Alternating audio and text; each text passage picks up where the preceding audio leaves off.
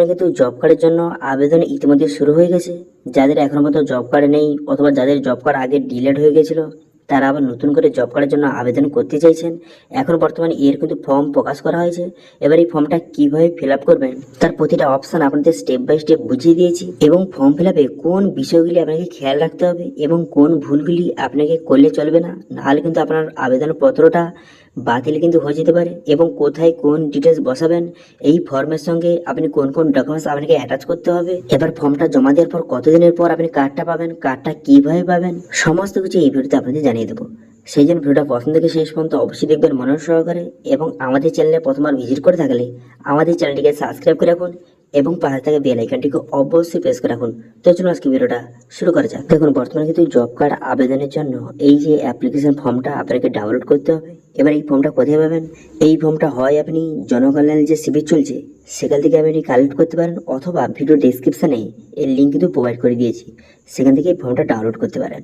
Download করে এবার ফর্মটা আপনি কীভাবে ফিল আপ করবেন তার স্টেপ বাই স্টেপ প্রসেস এবার দেখিয়ে দিচ্ছি, এবং কোন ভুলগুলি একদম আপনাকে করলে চলবে না, সেক্ষেত্রে আপনার আবেদনপত্রটা বাতিল হয়ে যেতে পারে।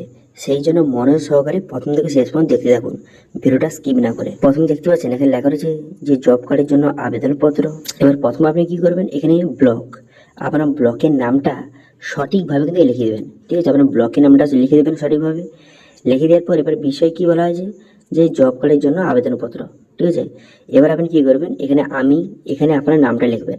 এবার আপনি কার নামে আবেদন করবেন, যার নামে আপনি আবেদন করতে চান তার নামটা লিখবেন। এবার দেখুন, আপনার পরিবারে যে হেড রয়েছে তার নামে জব কার্ডটা আবেদন করলে ভালো হবে।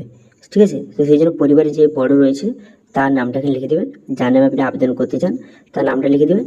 লিখে দেওয়ার পর এরপর বলা হয়েছে যে পিতা বা স্বামী।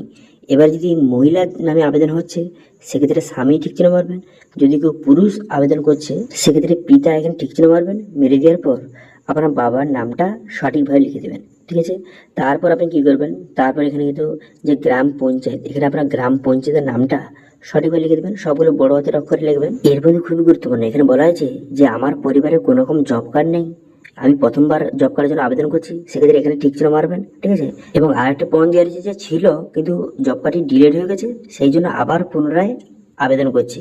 এবার আপনার ক্ষেত্রে যেটা হয় সেটাতে ঠিক চিহ্ন মারবেন এবং অন্যটাকে ক্রস চিহ্ন মেরে দেবেন।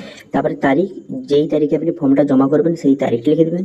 তারপরে আপনার সিগনেচার করবেন এবং আপনার পুরো নাম, আপনার সম্পূর্ণ পুরো নামটা এখানে দিয়ে লিখে দেবেন। ঠিক আছে, লিখে দেওয়ার পর তারপর কি করবেন, এখানে আপনার মোবাইল নাম্বার, এখানে আপনার মোবাইল নাম্বারটা সঠিকভাবে কিন্তু বসিয়ে দেবেন, যেটা আধার কার্ডের সঙ্গে লিঙ্ক রয়েছে সেই মোবাইল নাম্বারটা লিখবেন।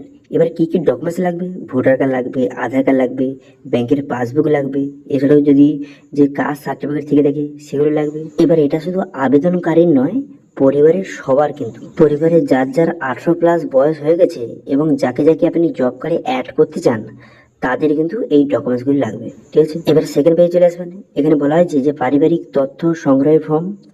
এবার এখানে কিন্তু পরিবারের সমস্ত মেম্বারের ডিটেলস কিন্তু আপনাকে বসাতে হবে। প্রথম কি করবেন, আবেদনকারী যে আবেদন করছে তার নামটা বসিয়ে নেবেন। এখানে তারপরে আপনি কি করবেন, এখানে পিতা আপনার বাবার নামটা বসিয়ে নেবেন। বসিয়ে নেওয়ার পর তারপরে পরিবারের যে প্রধান রয়েছে, হেড রয়েছে, তার নামটা বসিয়ে নেবেন। বসিয়ে নেওয়ার পর তারপর আপনি কি করবেন, তারপর এখানে বলা হয়েছে যে ঠিকানা, বর্তমান আপনার পুরো অ্যাড্রেসটা সঠিকভাবে কিন্তু এখানে বসিয়ে দেবেন। ঠিক আছে, পুরো অ্যাড্রেসটা বসিয়ে দেবেন। বসিয়ে দেওয়ার পর তারপর আপনি কি করবেন, তারপর এখানে বলা হয়েছে যে বর্তমান গ্রামের নামটা বসিয়ে নেবেন। বসিয়ে নেওয়ার পর মৌজা, এখানে মৌজার নামটা বসিয়ে নেবেন। বসিয়ে নেওয়ার পর তারপর কি করবেন, সংসদ, এখানে আপনার সংসদ নাম্বারটা বসিয়ে নেবেন। বসিয়ে নেওয়ার পর তারপর আপনি কি করবেন, যে গ্রাম পঞ্চায়েত, এখানে গ্রাম পঞ্চায়েতের নামটা বসিয়ে নেবেন। বসিয়ে নেওয়ার পর তারপর ব্লক, এখানে ব্লকের নামটা বসাবেন। এবং এখানে যে জেলা, এখানে জেলার নামটা বসিয়ে নেবেন। বসিয়ে নেওয়ার পর পিনকোড, এখানে পিনকোডটা বসিয়ে নেবেন। তো একে একে সমস্ত ডিটেলসটা আপনি এখানে বসিয়ে নেবেন, পুরো অ্যাড্রেসটা সঠিকভাবে বসিয়ে নেবেন। ঠিক আছে, পুরো অ্যাড্রেসটা সঠিকভাবে বসানোর পর তারপর আপনি কি করবেন, এখানে কিন্তু যে পরিবারের সদস্যের কিন্তু এখানে ডিটেলসগুলি বসাতে হবে। তো সবার প্রথম কি করবেন, সবার প্রথম হচ্ছে যার নামে আবেদন করছেন, ঠিক আছে, সেই আবেদনকারীর নামটা এখানে পুরোটা সঠিকভাবে কিন্তু লিখে দেবেন। ঠিক আছে, আবেদনকারীটা প্রথম রাখবেন, সেই জন্য আবেদনকারীর নামটা প্রথম লিখে দেবেন। লিখে দেওয়ার পর তারপর তার জন্ম তারিখ এখানে বসিয়ে দেবেন। বসিয়ে দেওয়ার পর জেন্ডার, এখানে মেল না ফিমেল এখানে বসিয়ে দেবেন। বসিয়ে দেওয়ার পর ক্যাটাগরি কাস্ট, তারপরে এখানে কী করবেন, এখানে ভোটার কার্ড নাম্বার, তারপর আধার নাম্বার, তারপর আধার কার্ডের সঙ্গে যে মোবাইল নাম্বার লিঙ্ক রয়েছে সেটা বসিয়ে দেবেন। এবং ব্যাংকের তথ্য জায়গায় আপনি কী করবেন, ব্যাংকের নামটা লিখবেন, ব্যাংকের আইএফসি কোডটা এবং অ্যাকাউন্ট নাম্বারটা আপনি কিন্তু লিখে দেবেন, ঠিক আছে। এবার এখানে জায়গা ছোট, সেক্ষেত্রে কিন্তু ব্যাংকের শর্ট ফর্ম লিখবেন, সেক্ষেত্রেও কোনো রকম সমস্যা নেই। ব্যাংকের নাম, আইএফসি কোড এবং অ্যাকাউন্ট নাম্বারটা সঠিকভাবে লিখে দেবেন। তো এইভাবে পরিবারে যতজন মেম্বার রয়েছে যারা কিন্তু 18+ এবং যাদের আপনি এই যে জব কার্ডের সঙ্গে অ্যাড করতে চান, ঠিক আছে, তাদের নামগুলি লিখবেন এবং তাদের সমস্ত ডিটেলসগুলি একে একে এখানে বসিয়ে নেবেন, ঠিক আছে, বোঝা গেল। বসিয়ে নেওয়ার পর তারপর আপনি কী করবেন, তারপর নিচে আসবেন। নিচে আসার পর এখানে কিন্তু আপনার সিগনেচার করতে হবে, ঠিক আছে, আবেদনকারী স্বাক্ষর। এখানে আপনার সিগনেচারটা সঠিকভাবে করে দেবেন। করে দেওয়ার পর তারপর আপনি কী করবেন, তারপর বলা হয় যে পুরো নাম, এখানে আপনার পুরো নামটা সঠিকভাবে কিন্তু বসিয়ে দেবেন, ঠিক আছে, আপনার পুরো নামটা সঠিক বসিয়ে দেবেন। বসিয়ে দেওয়ার পর তারপর আপনি কী করবেন, সেকেন্ড পেজে কাজ শেষ। এবার চলে আসবেন 3 নম্বর পেজে। 3 নম্বর পেজে এসে দেখতে পাচ্ছেন এখানে বলা আছে যে আধার কনসার্ন ফর্ম, এখানে আপনার নামটা বসিয়ে নেবেন।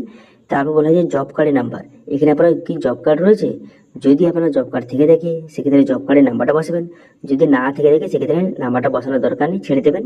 তারপরে এখানে আধার কার্ডের নাম্বারটা সঠিকভাবে কিন্তু বসিয়ে দেবেন, ঠিক আছে। আপনার আধার কার্ড নাম্বার বসিয়ে দেওয়ার পর ডেটটা বসিয়ে দেবেন, যেই তারিখে আপনি জমা করবেন ডেটটা বসিয়ে দেবেন, যেই তারিখে আপনি ফর্মটা জমা করবেন সেই ডেটটা বসিয়ে দেবেন। বসিয়ে দেওয়ার পর তারপর আপনি কী করবেন, তারপরে এখানে আবার সিগনেচার, এখানে আবার সিগনেচার করবেন এবং নাম, এখানে নামের জায়গায় আপনার নামটা পুরোটা লিখে দেবেন, ঠিক আছে, আপনার নামটা পুরো লিখে দেবেন। লিখে দেওয়ার পর এটা বাংলায় রয়েছে, আপনি ইংলিশে অথবা বাংলায় যে কোনোটি ফিল আপ করবেন, ঠিক আছে। তো এইভাবে ফর্মটা ফিল আপ করবেন এবং ফর্ম ফিল আপটা করে সবার ডকুমেন্টস কিন্তু আপনাকে অ্যাটাচ করতে হবে। যে যে ডকুমেন্টসের কথা বললাম সেই সব ডকুমেন্টস কিন্তু আবেদনকারী সঙ্গে আরও পরিবারের সমস্ত সদস্যের যাদের আপনি অ্যাড করলেন তাদের কিন্তু সেই সমস্ত ডকুমেন্টস এবং প্রত্যেকের 2 কপি করে ফটো আপনাকে এই ফর্মের সঙ্গে কিন্তু নিয়ে যেতে হবে। ফর্মের সঙ্গে নিয়ে যাবেন এবং সেখানে ক্যাম্পে ফর্মটাকে জমা করে আসবেন।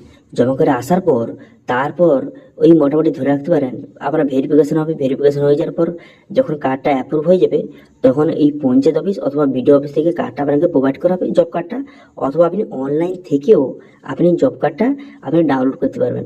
অনলাইন যে লিস্ট রয়েছে প্রথম চেক করবেন সেই লিস্টে আপনার নামটা উঠলো কিনা।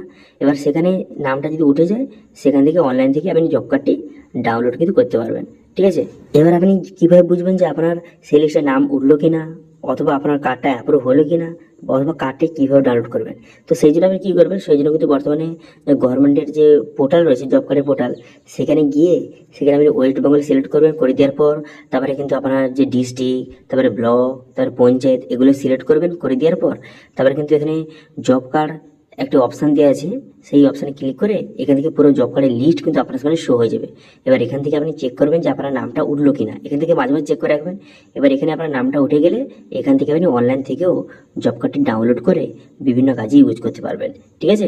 এখন বর্তমানে ফর্মটা জমা নেওয়ার পর অ্যাপ্রুভ হতে মোটামুটি ধরে রাখতে পারেন 25 থেকে 30 দিন কিন্তু সময় লাগতে পারে, ঠিক আছে। তার মধ্যে কার্ডটা অ্যাপ্রুভ কিন্তু হয়ে যেতে পারে। অ্যাপ্রুভ হয়ে গেলে আপনি অনলাইন থেকে আপনার কার্ডটা ডাউনলোড করতে পারেন অথবা যে পঞ্চায়েত অথবা বিডিও অফিস থেকে সবাইকে কার্ড কিন্তু প্রোভাইড করা হবে, ঠিক আছে।